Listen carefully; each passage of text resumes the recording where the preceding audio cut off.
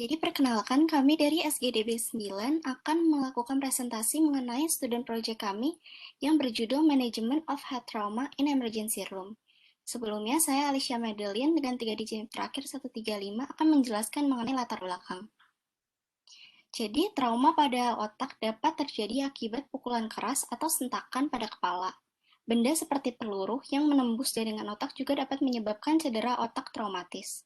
Trauma otak ringan dapat mempengaruhi sel-sel otak untuk sementara, sedangkan trauma otak berat dapat disebabkan oleh memar, pendarahan, jaringan robek, dan kerusakan fisik lain yang dapat menyebabkan komplikasi jangka panjang bahkan kematian. 90% dari kematian terkait trauma prehospital melibatkan cedera otak. Sekitar 75% pasien cedera otak dikategorikan sebagai cedera ringan, 15% cedera sedang, dan 10% cedera berat.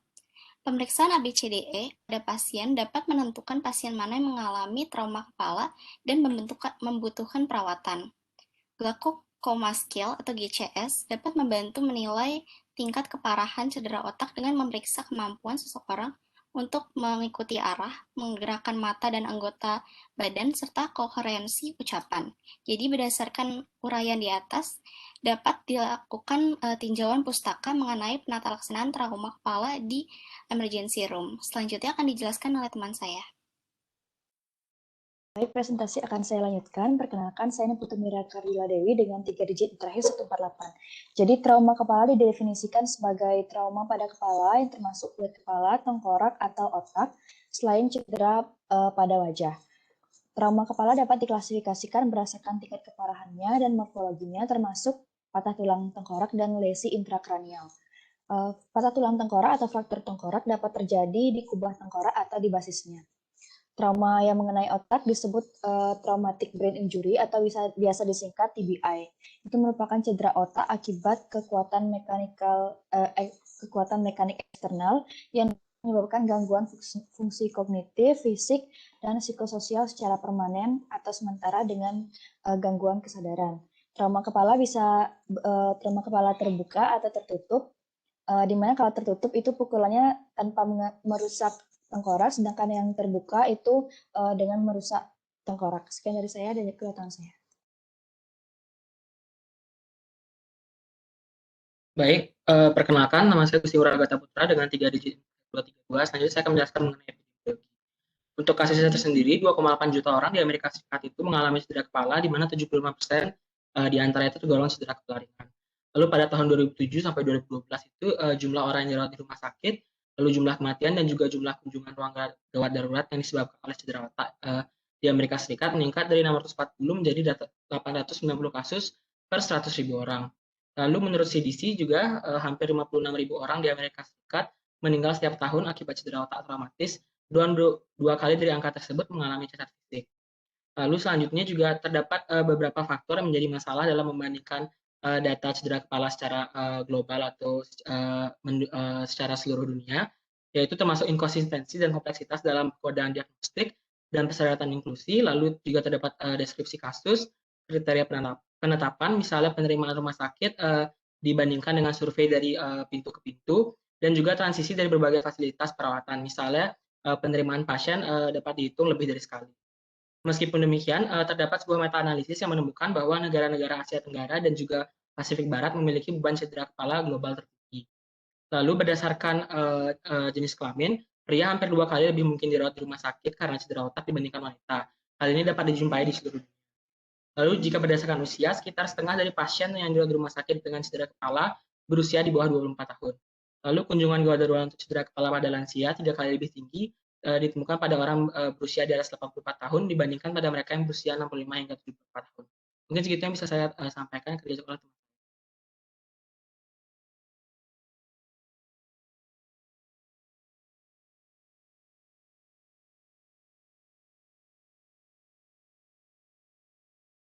Baik, perkenalkan nama saya Maksiasa dengan 3 digit terakhir 054. Di sini saya akan menunjukkan presentasi mengenai definisi Glasgow Coma Scale. Jadi Glasgow Coma Scale atau GCS itu merupakan skala yang digunakan untuk menggambarkan secara objektif sejauh mana gangguan kesadaran pada semua jenis pasien, medis, dan trauma akut dengan menilai dari 3 aspek yaitu eye, verbal, dan motor. Berikut ini merupakan rincian untuk skor masing-masing aspek. Untuk A itu maksimal skornya 4, verbal maksimal skornya itu adalah 5, dan motor itu maksimal skornya adalah 6. Contoh penerapannya misalkan ada pasien respon mata dengan cubitan, jadi bisa dilihat dari I itu berada pada skor kedua. Kemudian ketika ditanya hanya mengerang atau mengeluarkan suara yang tidak jelas, jadi dari verbal itu berada pada skor 2. Dan ketika dirangsang nyeri, pasien melakukan penolakan atau refleks menjauh rasa sakit. Jadi dari motor itu berada pada skor 4. Maka jika dijumlahkan GCS-nya menjadi 8. Mungkin sekian dari saya, selanjutnya akan dilanjutkan oleh rekan saya. Baik, perkenalkan saya Panenya Mantriatni Satyawati dengan 3 digit yang terakhir 031. Di sini saya akan menjelaskan tentang klasifikasi dari head trauma itu berdasarkan GCS yang sudah dijelaskan oleh teman saya tadi. Nah, jadi memang GCS ini merupakan suatu skala yang sangat umum digunakan untuk menilai keparahan dari head trauma atau injury. Jadi di sini ada 3 jenis, ada mild, moderate, dan juga severe. Jadi pasien dengan total GCS score 13-15 itu dikategorikan sebagai mild head trauma atau injury, sedangkan yang memiliki GCS score 9-12 itu dikategorikan menjadi moderate, dan jika pasien memiliki GCS score 3-8 itu dikategorikan menjadi severe. Bisa di next. Kemudian di sini saya juga akan menjelaskan tentang tingkat kesadaran berdasarkan dari kualitasnya. Di sini ada 6 tingkatan. Yang pertama itu ada clouding of consciousness, di mana pasien yang ada dalam kondisi ini itu mengalami perubahan mental status tapi masih dalam rentangan yang ringan. Sedangkan untuk yang confusional state, di sana pasiennya mengalami suatu kebingungan atau disorientasi dan juga sangat sulit untuk patuh sama perintah yang kita berikan. Kemudian yang ketiga itu ada letargi, di mana di sini pasien mengalami rasa kantuk atau drowsiness yang sangat berat, dan pasien hanya bisa tersadar jika kita berikan stimulasi yang moderate. Tapi setelah kita hentikan stimuli atau stimulus itu, maka pasien akan kembali dalam kondisi tertidur. Kemudian pada nomor yang keempat itu ada obtundasi, di mana di sini pasien jika kita berikan stimulus maka responnya itu akan sangat lambat dan juga ada drowsiness di antara sleep stage-nya. Kemudian untuk yang nomor 5 ada stupor, di mana di sini pasien hanya bisa tersadar jika kita berikan stimulus atau rangsangan yang kuat dan juga berulang. Namun jika kita hentikan rangsangan itu, maka pasien akan kembali ke unresponsive state atau keadaan yang tidak sadar. Dan yang terakhir itu ada koma, di mana pasiennya tidak responsif dan juga tidak arousable atau tidak bisa sadar. Mungkin sekian yang dapat saya sampaikan, akan dilanjutkan oleh teman saya. Terima kasih. Perkenalkan, nama saya Jonathan Setiawan dengan 3 NIM terakhir 111. Di sini saya akan menjelaskan penanganan awal dari head trauma di emergency room sendiri. Yang pertama itu ada pengecekan primary survey dari initial assessment sendiri, dari ada ABCDE, di mana A itu terdapat dari airway maintenance, restriction of cervical spine motion. Masih tujuannya itu melihat atau mengevaluasi jalur nafas dari pasien atau dan menahan cervical spine pasien sehingga tidak ada pergerakan ataupun memperat jika ada cedera cervical sendiri. Dilakukan head to chin lift untuk orang yang tidak cedera cervical untuk membuka jalan nafasnya ataupun jaw thrust jika curiga pasien terdapat cedera cervical. Jadi pasien juga intubasi atau definitive airway atau airway patent sendiri jika terdapat GCS di bawah 8. Lalu jika tujuannya sendiri itu mengevaluasi apakah ada abnormalitas pada jalur nafas pasien seperti mungkin ada suara gurgling atau yang menghambat atau menutup jalur airway dari pasien sendiri. Biasanya juga collar neck atau brace itu dipasang di leher pasien setelah masuk ke dalam emergency room untuk mencegahnya bergeraknya dari cervical spine sendiri. Selanjutnya ada B, breathing and ventilation. Di sini itu mengevaluasi dari pernafasan pasien apakah cukup atau tidak dengan teknik look, listen, and feel, di mana sini yang penolong itu melihat perkembangan darah sendiri, mendengar suaranya hembusan nafas, juga merasakan hembusan nafas sendiri apakah ada cukup atau tidak. Setelah itu juga mengevaluasi apakah ada abnormalitas dengan suara stridor, wheezing, maupun dari auskultasi apakah ada hypersonor maupun dullness pada suara rongga dada pasien. Setelah itu kita masuk ke C, ke circulation and hemorrhage control, di mana sini ada pasien itu, ada penolongnya sendiri itu mengecek nadi pasien, juga kontrol bleeding sendiri itu dengan mungkin berobat tekan dan juga diberikan IV line atau dipasang infus langsung untuk menetapkan untuk resusitasi cairan sendiri dan juga memasang EKG untuk melihat evaluasi denyut jantung dari pasien itu sendiri apakah ada kelainan atau tidak. Setelah itu dari DAY sendiri disability sesuai teman saya tadi sudah bilang itu mengevaluasi skor GCS sendiri dan mengkriteриakan apakah dia masuk ke cedera kepala yang severe, moderate atau yang mild. Terus itu juga dicek dari pupil refleksnya apakah ada isokor atau anisokor. Itu juga di situ kita harus dari sini penolong juga harus manajemennya sesuai dari skor GCS yang didapatkan dari sini.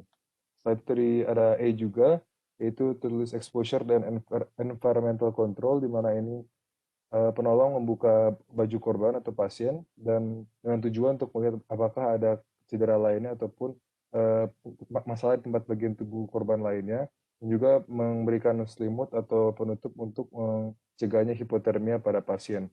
Jadi hal ini dilakukan kira-kira secara simultan, secara idealnya, namun juga dari awalnya bisa tanyakan kepada korban apakah bisa bicara atau enggak. Jika korban bisa bicara itu sudah artinya A, B, dan C itu sudah bisa dibilang normal. Untuk langkah selanjutnya sendiri itu bisa diobservasi selama 24 jam, dicek di 6 jam pertama dicek setiap 15 menit, di 6 jam berikutnya dicek setiap 30 menit, dan 6 jam berikutnya lagi itu yang kedepannya itu dicek setiap 1 jam jika keadaan membaik. Jika pasien sudah stabil, kita lakukan secondary survey. Sekian dari saya, akan lanjutkan oleh teman saya. Baik, perkenalkan nama saya Irbagus Diva Firda Rurus dengan 3 digit IMTRAS 130. Jadi di sini adalah manajemen head trauma yang ringan, di mana untuk head trauma dengan fraktur terbuka yang berbentuk linear, itu pertama kali kita lakukan sterilisasi pada area fraktur atau debridement, di mana setelah steril kita lakukan penjahitan pada area luka supaya tidak terjadi pendarahan. Lalu setelah itu jika sudah dijahit, selanjutnya adalah kita observasi GCS dari pasien. Nah, jika pasien mengalami adanya perdarahan di bagian epidural, maka kita harus rujuk pasien ke bagian bedah saraf. Nah, namun jika pasien sudah stabil dan sudah sadar sepenuhnya, maka kita bisa rawat jalan pasien. Lalu untuk manajemen head trauma ringan, yang terjadi dengan adanya fraktur pada dasar tengkoraknya, pertama kita angkat kepalanya sekitar 30 derajat sudut kemiringan, lalu setelah itu kita berikan obat-obatan berupa antibiotik dan analgesi untuk mencegah adanya infeksi dari bakteri dan juga adanya rasa sakit pada pasien. Lalu setelah itu kita bisa, jika pasiennya mengalami ada rinori atau otore, kita bantu untuk mengeluarkan cairan-cairan pada rinore dan otore tersebut, dan biasanya itu bisa berhenti dengan sendirinya selama 3-5 hari. Lalu jika pasien sudah stabil dengan GCS 15 dan juga rinore atau otorenya sudah berhenti, maka kita bisa rawat jalan pasien, dan tentunya jika pasien juga tidak mengalami adanya infeksi. Mungkin bisa dilanjut. Lalu untuk trauma kepala ringan dengan adanya fraktur yang menekan ke dalam, di sana kita bisa lakukan debridement terlebih dahulu sama seperti tadi, lalu kita hentikan perdarahannya dengan melakukan sutur pada daerah lukanya, lalu kita langsung rujuk pasien ke spesialis bedah saraf. Mungkin sekian yang bisa saya jelaskan, terima kasih. Bisa dilanjut. Baik, perkenalkan saya Angleri Julia dengan 3 digit yang terakhir 097. Di sini saya akan menjelaskan tentang manajemen dari moderate head trauma. Jadi untuk penanganan yang pertama, sama seperti yang dikatakan teman saya sebelumnya, yang pertama melakukan clinical stabilization, kemudian selanjutnya melakukan cerebral CT scan. Apabila ditemukan hasilnya normal, pasien akan dirawat di ruang ICU sambil tetap melakukan close neurologic observation, kemudian serial CT scan dan transcranial Doppler examination. Namun apabila sepanjang perawatan itu nantinya ada perburukan neurological dari pasien, dan setelah dilakukan CT scan hasilnya abnormal, pasien segera dirujuk atau dilakukan protokol severe head trauma atau trauma brain injury. Mungkin itu dari saya, akan dilanjutkan oleh teman saya.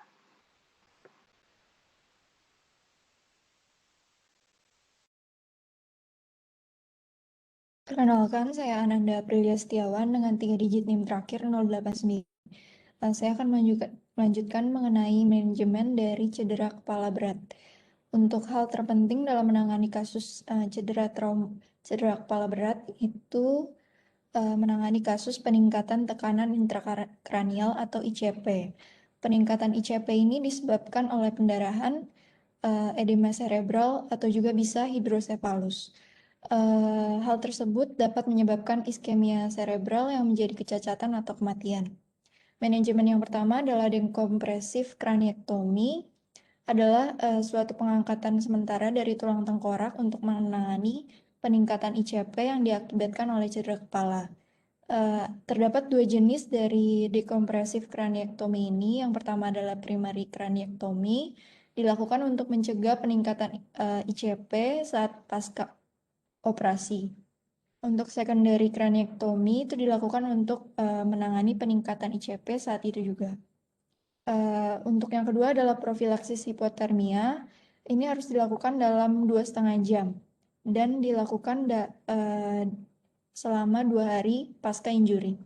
Untuk yang ketiga adalah terapi hiperosmolar. Ini menggunakan mannitol dengan dosis 0,25 sampai 1 gram per kilogram berat badan. Yang keempat adalah drainase dari cerebrospinal fluid, menggunakan ini dilakukan untuk yang menurunkan tekanan ICP dengan GCS awal di bawah dari 6 dalam 12 jam pertama setelah injury.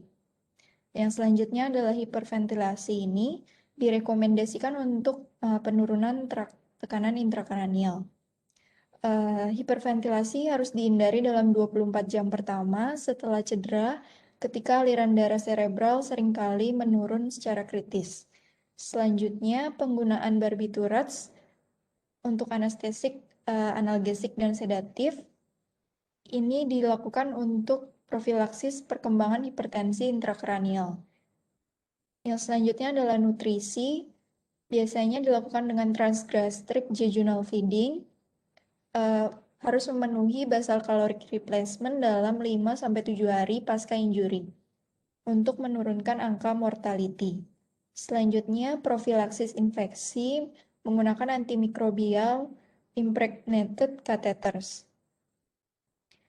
Selanjutnya, profilaksis dari DVT atau deep vein thrombosis menggunakan low dose unfractionated heparin. Selanjutnya, yang terakhir adalah profilaksis dari kejang menggunakan penitoin untuk mengurangi terjadinya kejadian post-traumatic seizure. Sekian dari saya, terima kasih. Perkenalkan, saya Muhammad Imam Biarun dengan 3 digit NIM terakhir 252. Jadi selanjutnya itu ada dari radiologic findings. Nah, dari head trauma atau TBI itu kita sering menggunakan CT scan kepala dan MRI. Gold standar buat imaging di head trauma itu merupakan CT scan karena dia lebih mudah digunakan, lebih accessible dari MRI, cost effective, lebih murah. Dan akan tetapi MRI itu selalunya digunakan 48 hingga 72 jam setelah pasiennya datang ke emergency room untuk melihat lebih detail kecederaan ataupun traumatic brain injury yang ada di pasien. Selanjutnya akan dilanjutkan oleh teman saya. Baik, terima kasih. Perkenalkan saya Ade Sugari, 3 digit 168. Di sini saya akan menjelaskan prognosis dan complication dari kasus ini. Di mana prognosis sendiri tergantung dari tingkat keparahan head trauma dari pasien, tetapi kita dapat mengukurnya melalui satu pengukuran, satu sistem. Di sini ada bisa menggunakan Glasgow Coma Scale yang telah dijelaskan sebelumnya, di mana ketika nilainya 3-8, prognosis pasien kemungkinan buruk, dan jika GCS-nya 13-15, prognosis pasien kemungkinan baik. Dan tingkat pengukuran yang kedua bisa menggunakan cek respon pupil, di mana ketika tanda pupil ada anisokor, berarti perbedaan antara pupil kanan dan kiri pasien prognosisnya buruk, tetapi jika tidak ada tanda-tanda anisokor atau isokor, di mana tanda pupil kanan dan pupil kiri normal, berarti prognosisnya cukup baik. Dan ketiga ialah tanda-tanda motorik, di mana ketika ada hemiplegia atau hemiparesis, prognosis pasien cukup buruk, tetapi jika motoriknya normal, tidak ada tanda-tanda hemiplegia dan hemiparesis, prognosis pasien baik. Bisa di next. Kemudian untuk komplikasinya sendiri, jika head trauma yang tidak ditangani dengan baik dapat menyebabkan beberapa komplikasi. Di antaranya ialah cerebrospinal fluid leakage, yang kedua ialah post-concussion syndrome, yang ketiga ialah chronic subdural hematoma, yang keempat ialah sequel of severe head injury, dan yang terakhir ialah post-traumatic epilepsy. Sekian dari saya, terima kasih.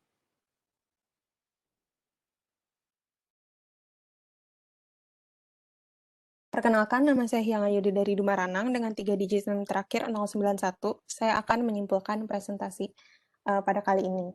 Jadi, head trauma itu didefinisikan sebagai trauma pada kepala, termasuk kulit kepala, tengkorak, atau otak, selain pada wajah, dan dapat diklasifikasikan berdasarkan tingkat keparahan cedera dan morfologinya.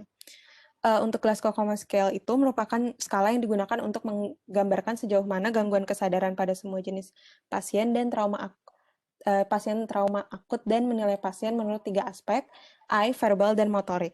Dan memiliki nilai antara 3 dan 15, yaitu 3 yang terburuk dan 15 adalah yang tertinggi.